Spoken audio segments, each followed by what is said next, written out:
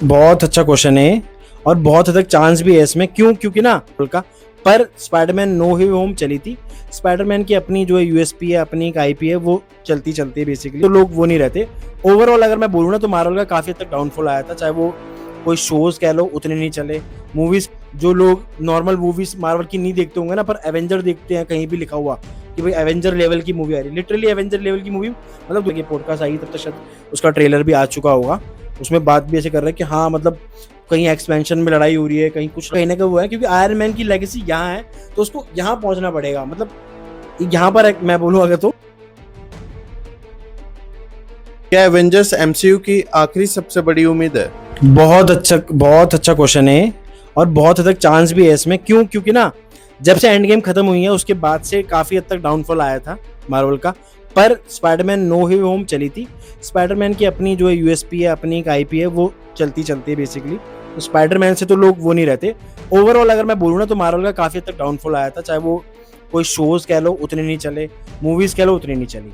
But अब doomsday से comeback इसलिए हो सकता है क्यों? क्योंकि एक तो भाई बहुत बड़ा आपके पास, एक तो आईपी अपने आप में बहुत बड़ी है, एवेंजर नाम ही बहुत बड़ा है, ठीक है। जो लोग नॉर्मल मूवीज मार्वल की नहीं देखते होंगे ना, पर एवेंजर देखते हैं, कहीं भी लिखा हुआ कि भाई एवेंजर लेवल की मूवी आ रही है, लिटरली एवेंजर लेवल की मूवी। मतलब दुनिया की सबसे बड़ी आईपी है ये, कह सकते हो आप।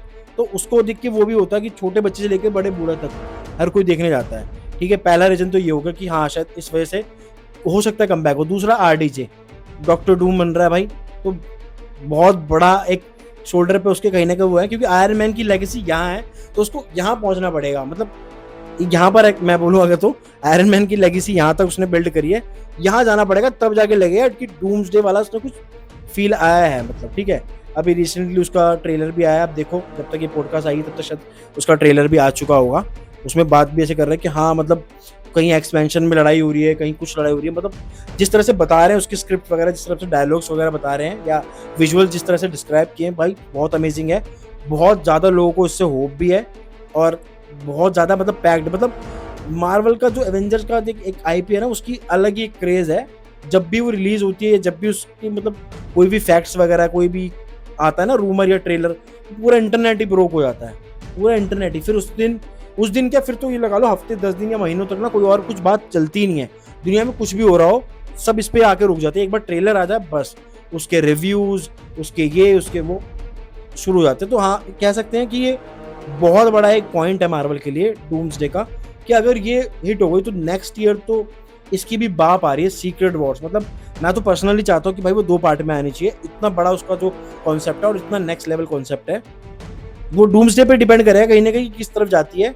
देखते हैं अब क्या होता है। क्या टोनी स्टार्क के बिना कभी एवेंजर्स रहेगी? देखो वो फील तो जिसने लेना था ले लिया भाई। वो सच में एक एरा था, वो एक दौर था, जो इस दौर से गुजरे थे, मैं तो गुजरा ही था, तो उसका तो वो निकल गया। बट ठीक है, टोनी स्टार्क के बिना उस लेवल का तो नहीं होगा।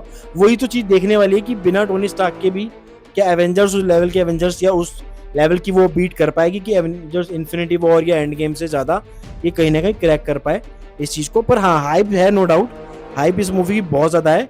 और अभी प्रमोशन स्टार्ट होंगे, ट्रेलर आएगा तो उसके बाद तो और ज़्यादा हाइप हो जाएगी।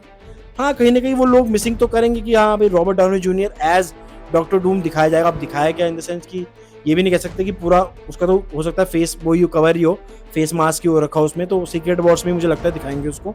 डूम्सडे में कम चांस है उसको दिखाने का, वो लेवल नहीं होगा। पर ऐसा भी नहीं कह सकते कि बिल्कुल बहुत डाउन होगा, क्योंकि अगर अच्छी स्टोरी हुई, अच्छे एक्टर्स तो हैं काफ़ी ज़्यादा उसमें, ठीक है 40-50 मेरे ख्याल से एक्टर हैं उसमें, तो स्टोरी अच्छी होगी तो कर सकते हैं। आपको ये लिख के नहीं चलना चाहिए कि यार आरडीजे ही होगा तभी एवेंजर मूवी एवेंजर लेवल की बनेगी।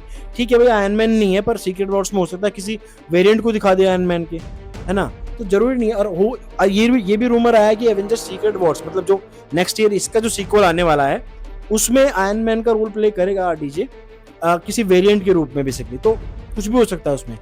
क्या मल्टीवर्स ने डूम्सडे की कहानी को पूरी तरह कंफ्यूज किया है या फिर पूरी तरह समझाया है? देखो मल्टीवर्स का मेरे हिसाब से ना एंगल लेना जरूरी था, क्योंकि पहले भी जो ये पिक्चर बनती ना तो वो मल्टीवर्स पे ही बनती। क्यों? एवेंजर्स डूम्सडे अभी जो आ रही है उससे पहले इसका नाम था एवेंजर्स द कैंग डायनेस्टी। उसमें हमारे जॉनथन मेजर्स थे, जो कि एंटमैन एंड द वॉस्प की 3rd पार्ट में भी देखा था, लोकी सीरीज में भी देख चुके हैं। बट उन भाई साहब ने कुछ कांड कर दिया था ऐसा, वो हम मैं इस चैनल पे बता नहीं सकता, ठीक है। तो इस वजह से उनको रिप्लेस कर दिया। हालांकि उसकी स्टोरी भी बहुत अच्छी थी। मैं पर्सनली चाहता था कि कैंग डायनेस्टी बने, कि उसमें कैंग के बहुत सारे वेरिएंट्स से एवेंजर लड़ते, और मतलब था सस्पेंस वगैरह था, जितना सुना है मैंने काफ़ी अच्छी था वो स्टोरी वगैरह। बट क्योंकि अब उसको रिप्लेस करके डूम्सडे हो रखा है, तो अब सीधी तरीके से नहीं दिखा सकते ना वो चीज़। अब मल्टीवर्स का एंगल कहीं ना कहीं लेना ही पड़ेगा, क्योंकि अब एक्सपेंशन का ना वो उतना कहीं ना कहीं कह सकते हो आपकी गैप उतना नहीं है कि आप इसमें एक ही कहीं ना कहीं यूनिवर्स में सब कुछ दिखा दो। अब स्पाइडरमैन नो वे होम कह लो, doctor strange the multiverse of madness कह लो, ये सारी मूवी जो है मल्टीवर्स से कनेक्टेड है।